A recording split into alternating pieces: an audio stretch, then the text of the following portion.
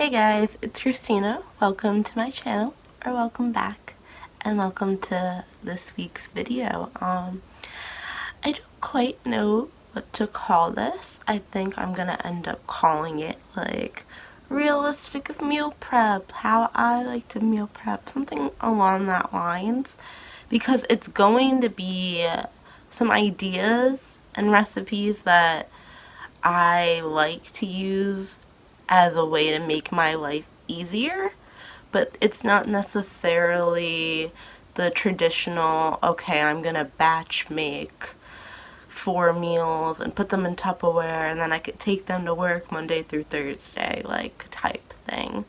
So yeah, I guess like without getting too much more into it, I'll just get straight to it and you can kind of see what I mean. Alright, to the food. Alright, to start off this meal prep video, we're starting with something so basic that I almost feel a little guilty for including it, but guys, it's actually such a no-brainer, and I don't know why I have waited this long to do it. So if you've been watching my videos, you know my current oatmeal obsession is chocolate oatmeal. But I don't just do chocolate. I don't just do cocoa powder. I do cocoa powder, flaxseed, cinnamon, chia seeds, all of that. So, it takes a lot of stuff to get out every time I make it. So one day was like, instead of just making it individually portioned, why don't I just make a big batch of my oatmeal with the flax and the chia and everything? And then I just put it in a Tupperware. I don't have to actually make oatmeal. I don't actually have to make overnight oats with it. I can just let it sit in the Tupperware. That way it's already has like the composition that I like.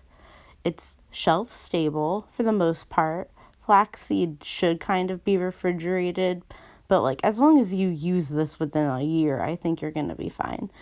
Not putting it in the fridge.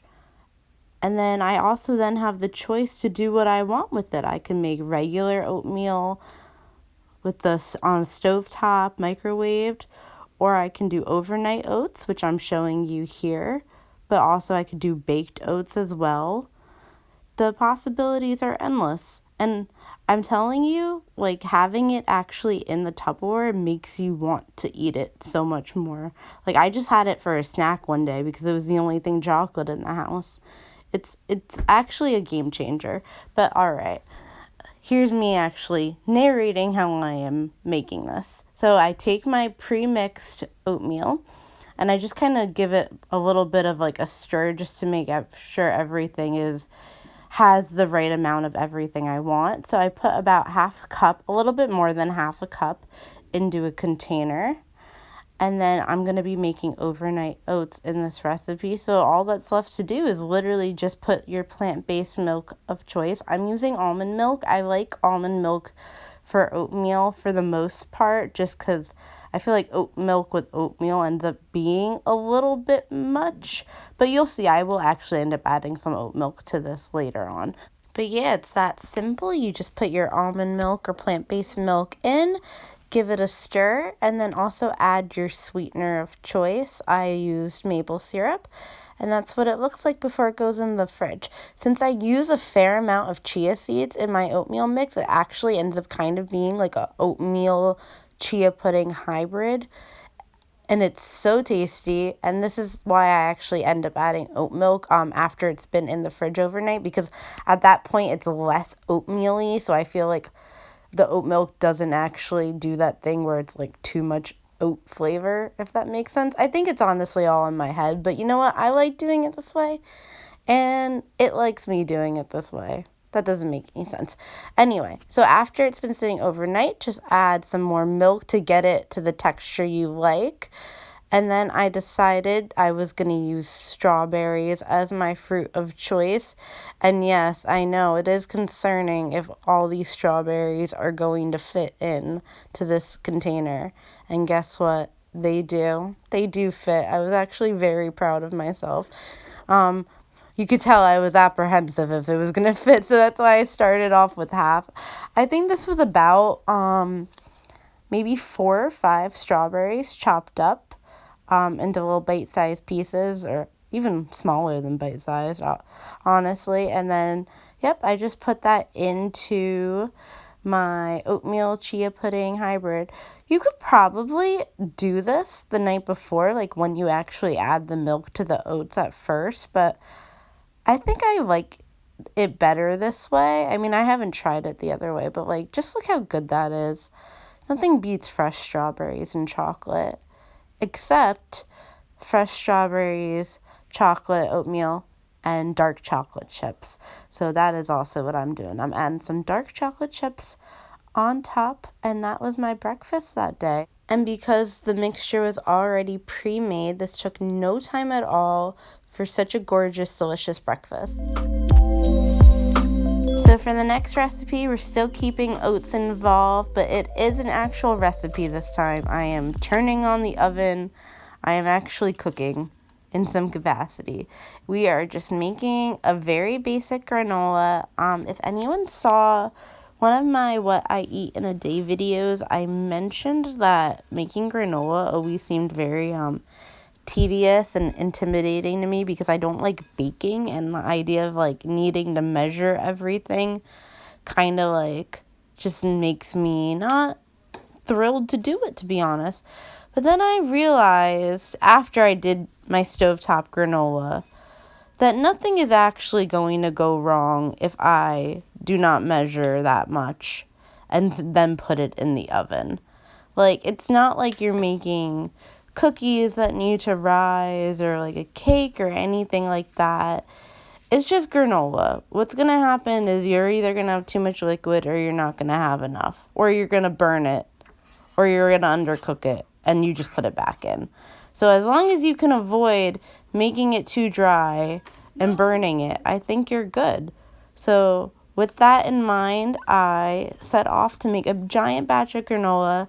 Like I said, super basic. What I did is I added some almonds, some raisins, half tahini, half peanut butter. I want to say it was a 1/4 cup of tahini and a 1/4 cup of peanut butter, more or less.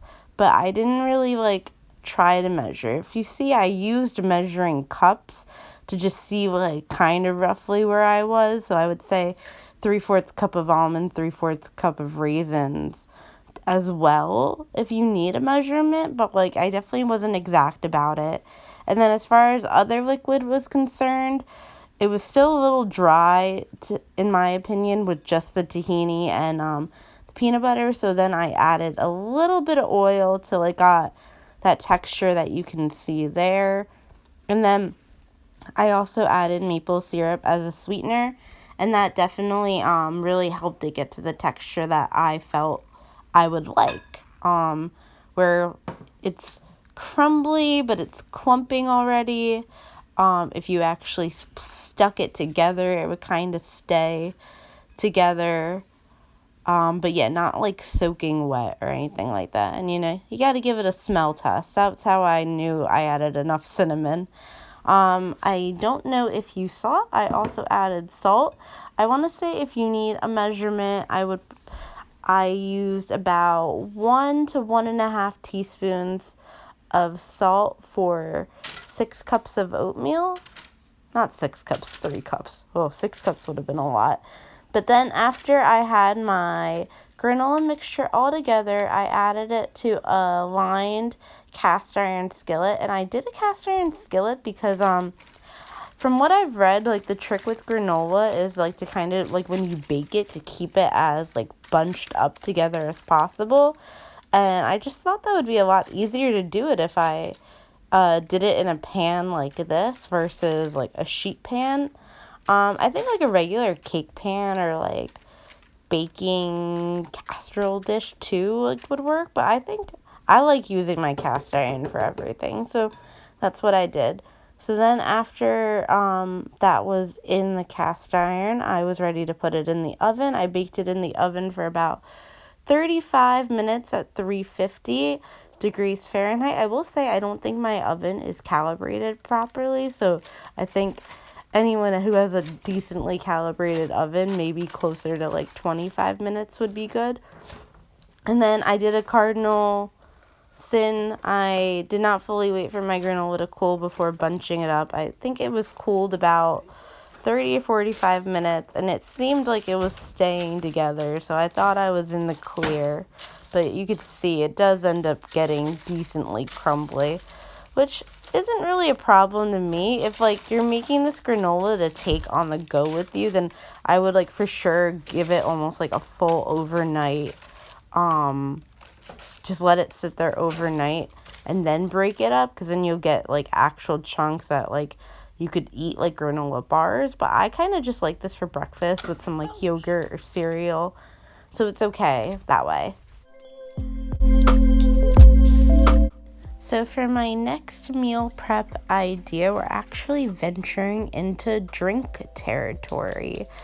I decided to actually film this for you guys because while it might not be like that culinarily exciting, I think it's a great way to save money on getting yourself some like Starbucks or like Dunkin' refreshers or whatever your drink of choice when the weather is warm out, and having your caffeinated beverage already made for you. So actually what we are making is, I should say what we're making, it is a tea concentrate. So I'm using black tea for this.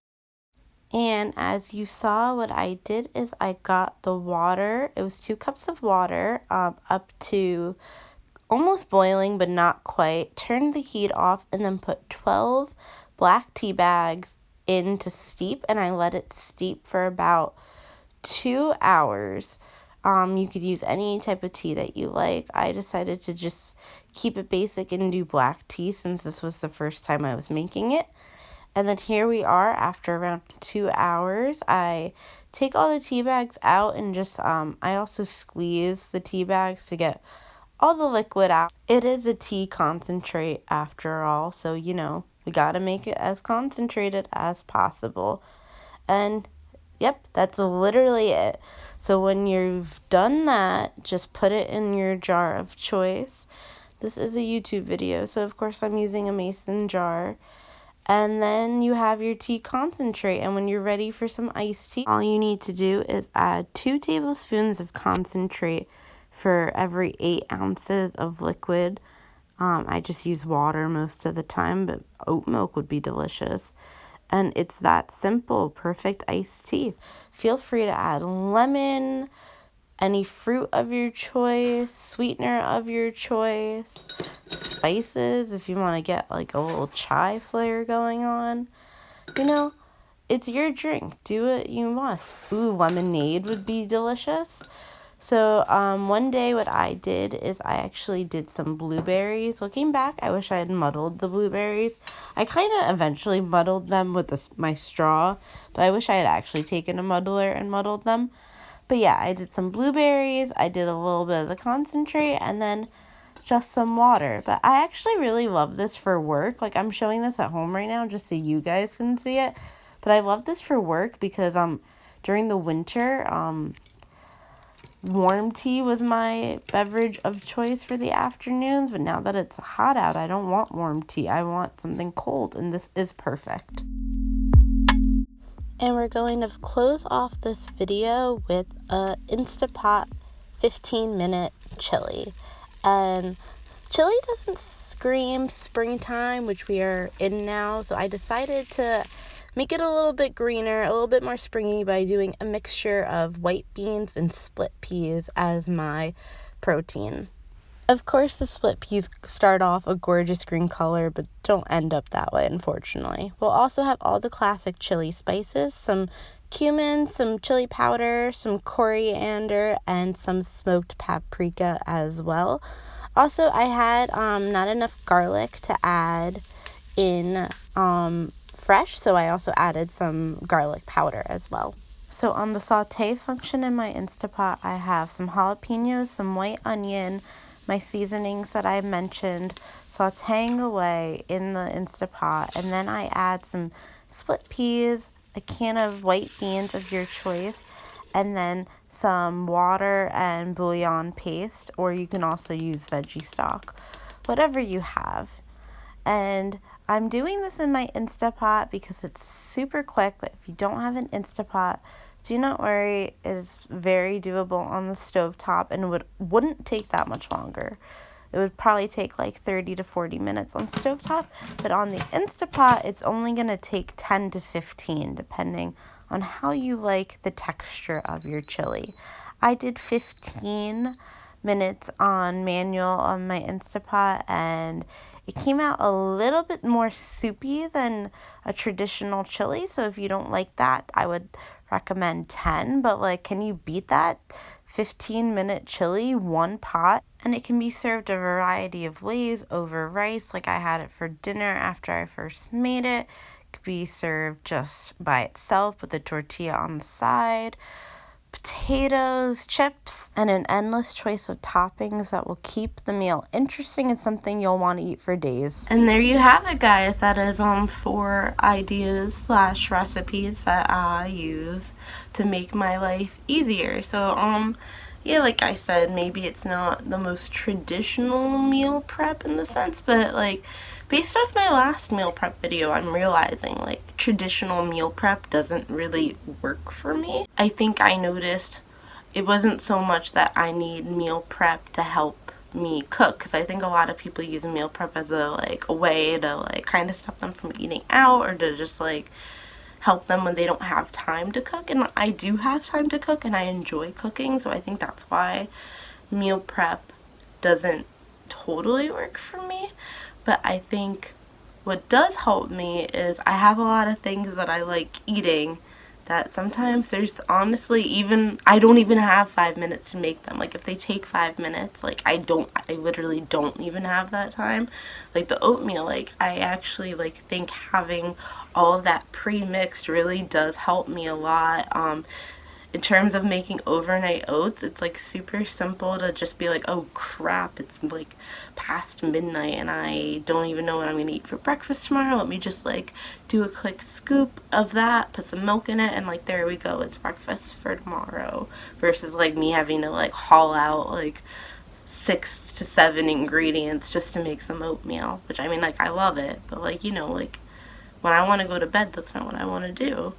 Or yeah, things like the tea that help save money. Also just help because I don't have to like now leave my office when I want iced tea. I can just like walk up to the refrigerator and I have iced tea. Or the granola. The granola is actually like my like unsung hero of the recipe video, I guess is what we're calling it. Like I've been eating it every day. It is a perfect breakfast, a perfect snack, a perfect dessert. It checks all the boxes for easy, awesome texture, very filling, sweet and salty. It's got everything. So yeah, I think what I'm trying to say is, for me, meal prep looks more like things that are going to save me money, things that are going to make me more able to actually eat the meal, if that makes sense. And then also things that are like versatile, like the chili. You could serve the chili a bunch of different ways as you can the granola. You could do it over rice like I did one day. You could do it with the tortilla like I did the other day. Over potatoes would be delicious, with some like tortilla chips. The toppings are endless. The way you cook it is endless. So stuff like that. I really enjoyed making this video, and I really enjoyed eating everything in this video. I actually only have about 1 serving of that chocolate oat mixture left. So I'm definitely going to be making another batch soon, and I'm about halfway through the tea right now. But yeah, if you like this video, please let me know. I'd love if you could comment if you have any other like suggestions or anything like that. And as always, if you liked, please like and subscribe. It really does support my channel. And until next time, my friends, bye.